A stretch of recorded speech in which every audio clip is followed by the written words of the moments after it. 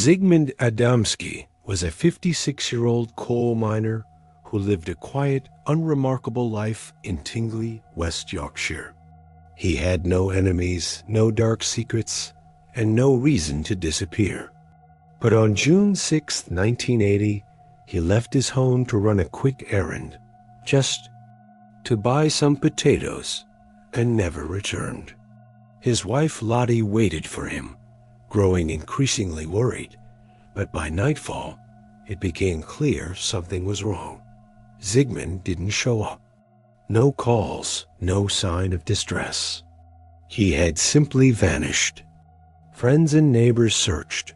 Police got involved, but nothing turned up. It was as if the earth had swallowed him whole. For 5 full days, Zigmund was missing, and then he came back, but not in the way anyone had hoped. On June 11th, his body was discovered on top of a coal pile in Todmorden, around 20 miles from his home, in a place that had already been searched. The pile was behind a busy coal yard. The workers said they would have noticed a body if it had been there before. But that morning, there he was, lying flat on his back, arms neatly placed by his sides, eyes wide open, as if staring at something. That terrified him. He was dead, and nobody could explain how or why. The first strange detail. He wasn't dressed for the coal yard. Zigmund was wearing a tailored suit, but his shirt was missing, and his clothes were strangely disheveled, as if someone had redressed him in a hurry. His watch and wallet were gone. He had mysterious burns on his neck and shoulders, and a strange greenish-yellow gel was smeared over the wounds. No one could identify the substance. It wasn't any type of ointment the coroner recognized. The burns didn't come from fire, chemicals, or electricity. They looked like something almost surgically precise, but also brutal. The medical examiner estimated Zigmund had only been dead for a few hours, which made no sense. He'd been missing for 5 days. Where had he been that whole time? And why did it look like someone had tried to care for him before he died? That's the second detail that unsettled investigators. Zigmund hadn't just died and been dumped.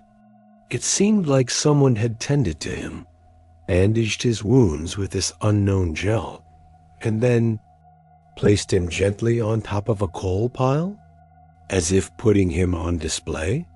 The coroner's report only deepened the mystery. There were no signs of a struggle, no drugs or alcohol in his system, no heart attack, no stroke.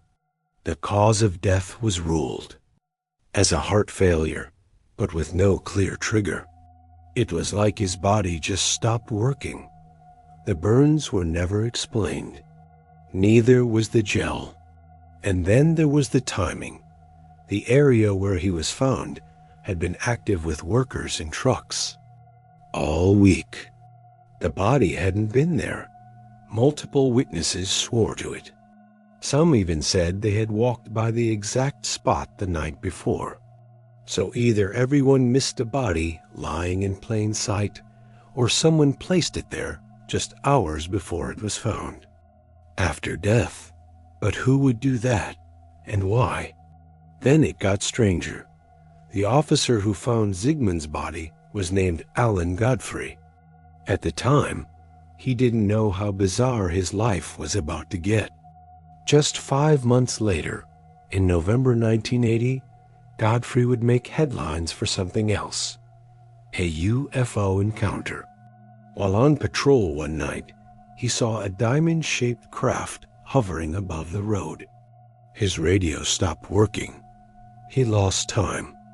Later, under hypnosis, he would describe being taken aboard the craft and examined by non-human beings.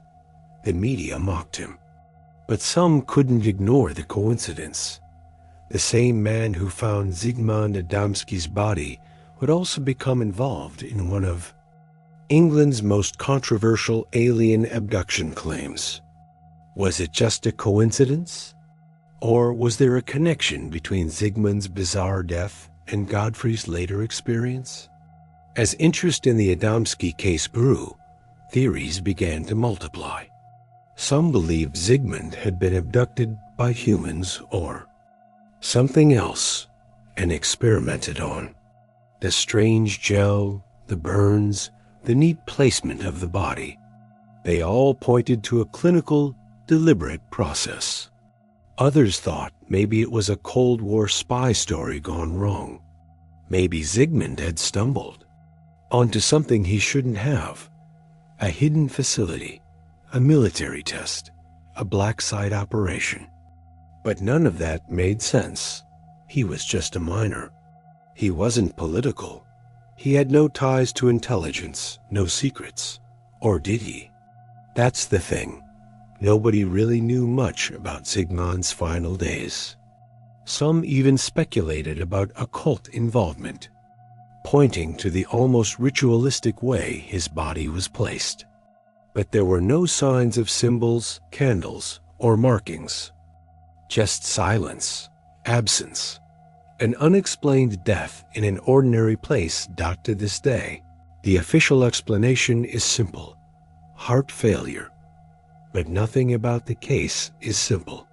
Why was he missing for 5 days? Where was he kept? Who tried to treat his wounds? What was the gel? Why leave him on top of a coal pile in a busy industrial yard, as if wanting someone to find him immediately?